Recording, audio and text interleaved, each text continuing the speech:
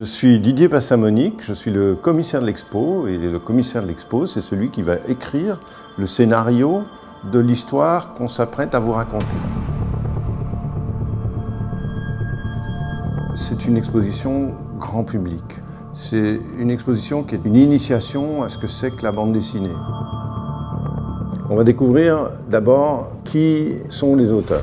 Il y a Jean Van Hamme, qui est scénariste et écrivain, qui est à l'origine de la création du personnage. Il y a Philippe Franck, qui est le dessinateur, qui est en quelque sorte le réalisateur. Et puis il y a un deuxième scénariste qui intervient dans l'histoire, c'est Éric Giacometti, qui, à partir de l'album 22, va reprendre la série, puisque Jean Van Hamme a décidé de ne pas la continuer. Construire un scénario de Largo Winch, c'est à la fois simple et compliqué. Simple parce que le personnage existe avec ses codes, avec sa Bible, avec ses caractéristiques et son univers.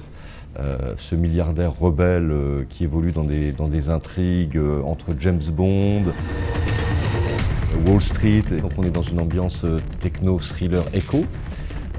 Mais d'un autre côté, il faut se renouveler. Et le diable se nichant dans les détails, tout est dans le renouvellement à la fois du personnage, parce qu'il doit évoluer, et le renouvellement des intrigues, et l'insérer dans un cadre beaucoup plus contemporain. Qui est Largo Winch? Il a 26 ans, il est jeune, il est beau, et son père, qui est un milliardaire, qui possède une des plus grosses fortunes du monde, des centaines d'entreprises, son père vient de mourir.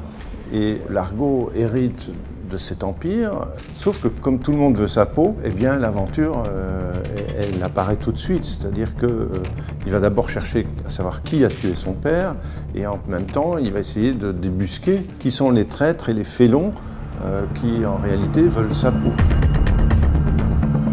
C'est la première expo où on explore à la fois la façon dont la série a été conçue, mais en même temps les différentes facettes de cette création. Il y a toute une série de contextes qui sont géopolitiques, qui sont les relations entre Largo Winch et ses petites amies, par exemple, qui sont également sociales. Et donc c'est un univers complexe qui est expliqué au cours de cette expo, et ça c'est tout à fait unique, ça n'a jamais été fait.